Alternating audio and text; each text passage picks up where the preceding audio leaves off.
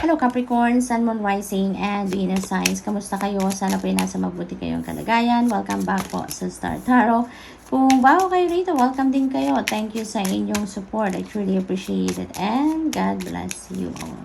Okay, po na mensahe ni Capricorn ay outer space. Take the time to heal, grow, and expand. Ayan, it's time to heal. Capricorn, maaari talaga na may mga sama pa kayo ng loob, may mga emotional baggages, emotional pain, resentments pa kayo sa puso ninyo, no? And parang kay tagal ng panahon na nandyan yan, no? Kaya pinapanawagan sa inyo na yun na sa ngayon na take time to heal. It's about time for you now to grow and expand and live a happier life, no? Capricorn, what else? Discover, spot new opportunities. Ayan, yung mga opportunities na to could be in any area of life ninyo, no?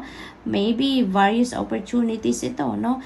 Para sa iba't ibang parte ng buhay ninyo. Kasi opportunities talaga siya. So, marami talaga siya. So, that could be various opportunities, multiple opportunities ang maaaring kumakatok sa buhay ninyo sa ngayon, Capricorn. And it's up to you to figure out kung nasaan yan, kung ano ang mga yan, ano? Kailangang maispatan ninyo. It is yet to be discovered, diba, Capricorn? Kaya, ayan, open your eyes, no? Open your eyes, open your ears, no? Kasi maaring merong sa mga kwento-kwento, usap-usapan with your office mates or usap-usapan ng mga katrabaho ninyo, kaibigan, you know, maaring doon ninyo maispatan, ano, ang opportunity na para sa iyo. What else for Capricorn? Attract, and like the moon and the ocean, you attract good things into your life. You know what? Maaring ano talaga kayo, positive thinking person kayo, Capricorn. You are, yung mga Capricorns, maybe sa ngayon, you are having positive mindset lang, no? Kaya you are attracting good things, positive things and positive situations lang ngayon ang ina-attract ninyo. So maybe talagang maybe din na nagpa-practice kayo ng affirmation, yung mga gano'n, no? Kaya yung magaganda lang talaga din na mga bagay, sitwasyon ang dumadating sa inyo, ang na-attract ninyo, no? So what else for Capricorn? We have advancement. Ayan, strong energy is propelling you forward. Follow the steerings of your heart. Ayan, so parang merong pull sa inyo dito, Capricorn, no? A strong energy, no? Ang naghahatak sa inyo dito para mag-move forward na kayo, no? Maybe ang iba sa inyo dito may mga plano, may mga iniisip na gustong gawin pero maaaring nagpo-procrastinate pa kayo. Maybe you're still playing small, maaring nagsi-self-doubt pa kayo, no? Kaya hindi ninyo magawa, hindi ninyo masimulan. Pero eto, no? Pakinggan pa ano ninyo ito, i-feel ninyo ito kasi there is a nudges dito. There's nudges dito na talagang nag-aano sa iyo, kumakalabit sa iyo dito na to move forward na, no? Sundin ninyo kung ano yung bulong ng puso ninyo. Sundin ninyo ang bulong ng iyong intuition because meron ng gabay dito ang divine universe para sa iyo. Yung ini-encourage ka na, pinupush ka na mag-move forward ka na, no? What else? We have fruition. Napakaganda naman ito, Capricorn. There is a promise sa inyo ang divine universe. Rest assured, your dreams and visions will come to fruition. So, wala na kayong dapat na ipag-alala. You have nothing to worry about. Dahil, no, ano't anuman ang mangyari along your journey, yung kung ano mga pangarap ninyo, kung ano yung mga vision ninyo will manifest into your life, no? Into your 3D reality. So what you can do right now, continue to follow the guidance of the divine. Nang sa gayon, you know, magabayan kayo kung anong mga dapat pa ninyong gawin, saan kayo dapat patungo, what are the things that you need to prioritize in life, yung mga ganon, no? Dahil, ano yan, gagabayan kayo kung paano kayo makakarating doon sa pagtupad ng inyong mga pangarap. So, it is extremely important for you to always listen and follow your intuition because that is a divine message, no? What else? We have gratitude. Universal love shines through the miracles of life all around you. Ayan. So, parang ang daming biyayang parating sa inyo dito, no? Kaya, iniimbitahan din kayo dito to, to be grateful, no? Be grateful for everything that you have in your life. Patuloy ninyong nare-receive, no? At kung ano pang inyong marireceive, ngayon pa lang magpasalamat na kayo. Because, parang nagbubukas ngayon ang floodgates of abundance, of blessings, prosperity, and abundance into your life, Capricorn, no?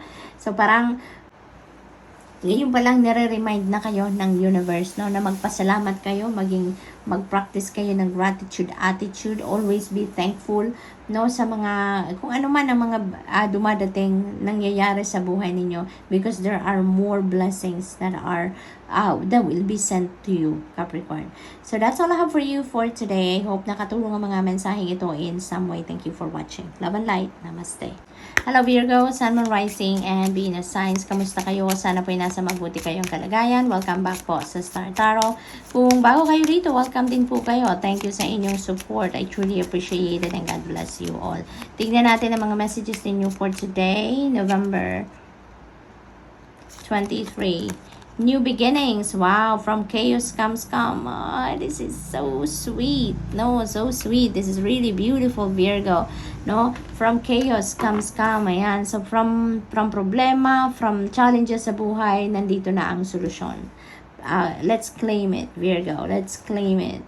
No, na maaayos na din ang lahat. Finally, magkakaroon na tayo ng peace of mind, no? Makakalma na din tayo. Magkakaroon na tayo ng we will be at peace dito kasi ito na, maaayos na ang lahat dito, no? And you are going to start a fresh start talaga sa buhay ninyo, kung ano mang parte ng buhay ninyo ito na merong kaguluhan, merong problema, merong inaalala kayo, no? Here is the new beginning. It's about to start na. You're about to start fresh sa kung ano mang parte ng buhay ninyo ito, no? Mapapawi na ang problema ninyo dyan.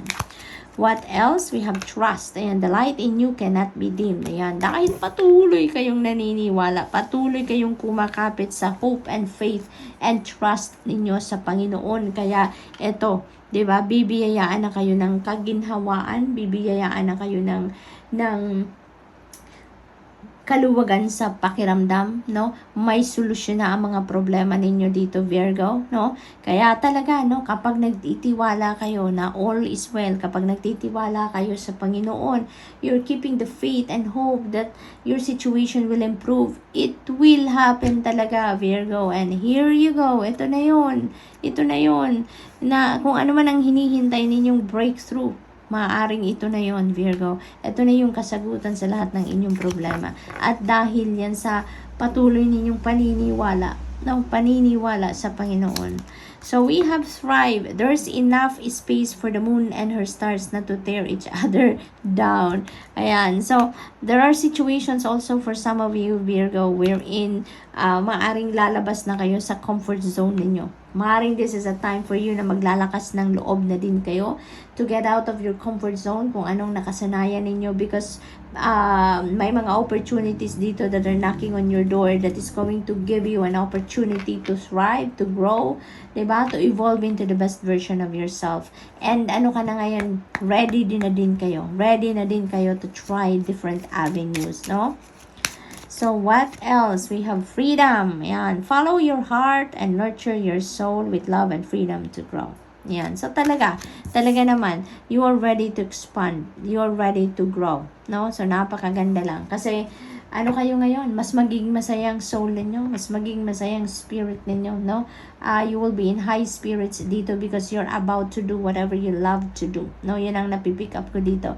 Kaya kayo maglalakas ng loob na gawin, or alam mo yan, lumabas kayo sa kung ano lang ang komportable kayo, no? Dahil you are ready to to expand at gusto na ninyong, siguro yung opportunities na to is your opportunity para ma-express din ninyo kung ano talaga ang gusto ninyong gawin, ang gusto ninyong ginagawa, what you love to do, no? Kaya you are following your heart sa ngayon. What else? We have advancement. Yeah, Virgo talaga. Strong energy is propelling you forward. Follow the steerings of your heart. So, ito na yun. Ito na yun talaga, Virgo. Maaring meron na ditong opportunity na kumakatok sa inyo that is going to, bring you to a situation wherein magagawa nyo na talaga kung ano yung gusto ninyong gawin, no? Maaring bagong trabaho ito, no? That will going to allow you to do whatever you love to do, no? Kung ano ang passion ninyo, kung ano talaga yung gustong-gusto ninyong gawin. Maybe this is your dream job, dream career, no? Maaring business opportunity din ito, no? It could be anything, but definitely this is what you really love to do, no? Kaya susundin ninyo ang puso ninyo sa ngayon. Susundin ninyo you're going to follow your bliss, kumbaga, Virgo. So maybe this is the new beginning, no? Na talagang you're going to embrace sa ngayon. So good luck, Virgo. Light, and it's time to reveal your radiant light to the world. Ito na, no? Feels like this is your gift, no? Na ibibigyan na ninyo ngayon ng pagkakataon na ma-share ninyo sa mundo, no? Maaring matagal na ninyo itong tinatago. It could also be your talent, no? Hidden talent ninyo, skill ninyo na you've never shared it before with other people. Maaring ninyo to, talent, skills, or gift na never pa ninyong na ipaalam sa iba, never ninyong nasabi, di ba? Yung ganon, never pang nakita ng mga tao sa paligid niyo. So maybe now is the time that maglalakas ng loob talaga kayo na gamitin na yan, no? Ilabas na yan, i-share na yan sa mundo, no? So it's about time for you to reveal that radiant light, no? Ninyo. And you know what, Virgo, pakiramdam ko dito magiging malaya kayo. No, magiging malaya na kayo because you would also have the opportunity ngayon na i-reveal na kung ano man yung tinatago pa ninyo, 'di ba? So good luck, Virgo, and that's all I have for you for today. I hope nakatulong ang mga mensaheng ito in some way. Thank you for watching. Love and light. Namaste. Hello Taurus, Sun, Moon, Rising, and Venus signs. Kamusta kayo? Sana po ay nasa mabuti kayong kalagayan. Welcome back po sa Star Tarot. Kung bago kayo dito, welcome din kayo. Thank you sa inyong support. I truly appreciate it and God bless you all. Tignan natin ang mga messages ninyo for today. We have boundaries. Ayan. Put a ring around yourself and your energies. Ayan, Taurus. Maaaring ang iba sa inyo dito Maaring sobrang bait ninyo, sobrang compassionate ninyo, Taurus, no? Kaya maaring inaabuso na kayo ng ibang tao, no? Naaabuso na kayo ng ibang tao. Maaring lumalampas na sa limit, kumbaga, no? Kung ano ang dapat lang, no? Nagawin or sabihin sa inyo, no? Ang ibang tao sa paligid niyo. So, this is about time for you to set your boundaries. No? Put a ring around yourself na ngayon. Taurus, nang sa gayon, ma-train ninyo mga tao sa paligid ninyo na tratuhin kayo ng tama, no? Na ma-realize nila kung hanggang saan lang sila dapat, kung ano lang ang dapat nilang sabihin, 'di ba? Because may limit naman talaga ang lahat, 'di ba? Hindi naman tayo pwedeng sobra-sobra kasi kahit ano man ang sobra ay masama. Kaya maaring ngayon may mga taong umaabuso sa inyo dito, umaabuso ng inyong kabaitan, ng inyong generosity, ng iyong compassion. Kaya it's about time na ngayon to protect your energies. It's about time na para mag-set ka ng healthy boundaries sa inyong mga relationships. No? Kahit anumang klaseng relationship yan. Relationship with a person, relationship with your family, relationship with your friends, no? Katrabaho, kahit anong klase yan, yung pagsiset ng healthy boundaries is one key din para sa mas stronger na relationship, no? Mas nakakatulong yan sa more loving and more respectful relationship, no? So what else for Taurus? We have manifest. Ayan, dream deep and ask for what you want. Ayan, so parang yung manifestation energy is in your horizon sa ngayon, Taurus. Kaya ang sinasabi dito, no, ask for what you want, no, ask for what you want kasi maaari talaga na kung ano ang i-wish ninyo sa ngayon, matatanggap ninyo agad. Maaring ito yung pagkakataon na parang special na power na binibigay sa inyo ngayon ng Divine Universe na ni-ask and you shall receive. Kung ano yung i-wish ninyo ngayon, it will come to fruition in no time. So, maaring ganon ang ganap dito for you, Taurus. Kaya napakaganda lang. So, be careful with what you wish for, with what you're going to ask. Kasi nga, maaring mag-come to fruition yan right away. So, what else, Taurus? We have attract. Like the moon and the ocean, you attract good things into your life. Ayan, napakaganda naman ito. Taurus, parang magnet kayo ngayon ng good things. Magnet kayo ngayon ng beautiful and positive experiences and situations, Taurus. So, maaari talaga, Taurus, na siguro nagpa-practice kayo ng affirmation, siguro talagang very positive ang mindset ninyo, Kaya nagmamagnetize kayo ng good things to come into your life. So that's really beautiful. So most likely, Taurus, kung ganun ang energy ninyo, most likely kung anong hingiin ninyo sa ngayon, talagang maaring ibigay agad-agad yan sa inyo, Kasi kayo very positive, very kayo ngayon, napapaligiran kayo ngayon ng positivity. Kaya nag-a-attract kayo ng magagandang bagay, papunta sa inyo. So, i-wish nyo na kung ano talaga yung pinaka top of the list ninyo because talaga maaring mag-come to fruition yan agad-agad, So, we have Earth Guide. Your sacred calling upon this planet is to simply love and be loved. Ayan. So, napakaganda. So, looks like talaga, maybe you have a very pure heart. Talaga, you have a very soft heart also for other people, sa pagtulong. Maaari talaga na masyado kayong matulungin, masyado kayong compassionate, loving, very helpful talaga kayo siguro, very supportive of people, maaring ganun kayo. Kaya, alam mo yun, yung puno lang kayo ng pag-ibig para sa ibang tao, Laging nagpapakita kayo ng concern sa mga tao, So, maaring ganun ang ganap dito for some of you. Channel, you are a channel through which healing energy reaches the world. Ayan. So, maybe, ang iba sa inyo dito, Taurus, is a healer. Maaring alam nyo na yan, Maaring alam nyo na yan, nararamdaman ninyo yan, or napatunayan nyo na yan siguro sa sarili ninyo, na you have healing power. And, ito, parang sinasabi lang sa inyo, kino-confirm sa iyo na true. Taurus, you are a healer, I'm using you as a channel for that healing energy, na makarating sa maraming tao, So, maaring ito yung inyong purpose, to be a healer, to heal the world, to heal the people around you is your purpose in life, or maybe yung mission ninyo yan sa buhay right now, Taurus, and it feels like alam nyo na yan alam nyo na you are a healer, Taurus. So, what else? We have patience. Ayan, be patient and allow destiny to unfold at its own pace. Ayan, wag na tayong magmadali. Taurus, maaring this is a nudge for some of you dito na siguro nagmamadali kayo. Maybe you are insisting kung ano talaga ang gusto ninyong mangyari, yun ang mangyari.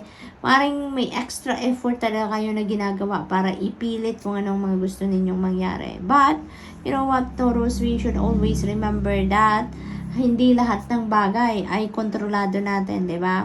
Not everything is under our control. There are things that are beyond our control. Kaya, sa mga ganong pagkakataon, mga bagay na yan na kahit anong pilit natin mangyari ay hindi nangyayari, di ba?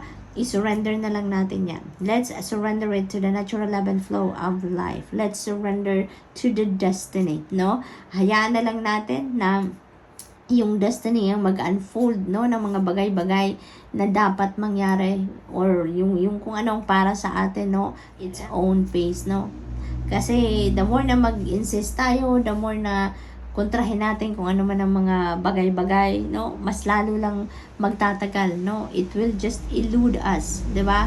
Lalo lang lalayo ang mga bagay na gugustuhin ninyo or gusto ninyong mangyari. Kaya, ang mas mabuti, let's just be patient, and just surrender to the natural ebb and flow of life. Hayaan na lang natin na mag-unfold ang mga bagay organically.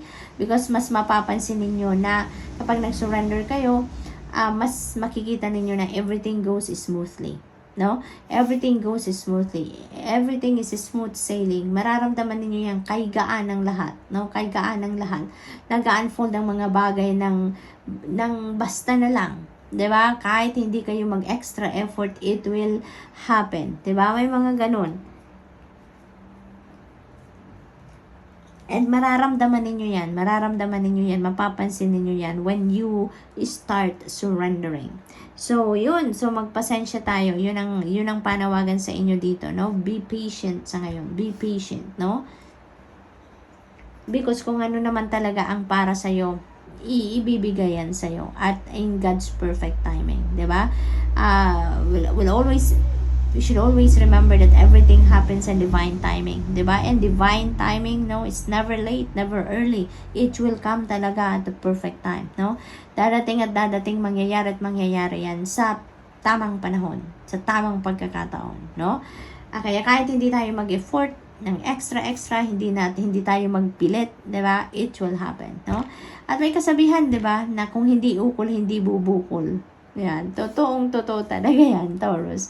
So, Taurus, good luck. And that's all I have for you for today. I hope nakatulong ang mga mensaheng ito in some way. Thank you for watching. Love and light. Namaste.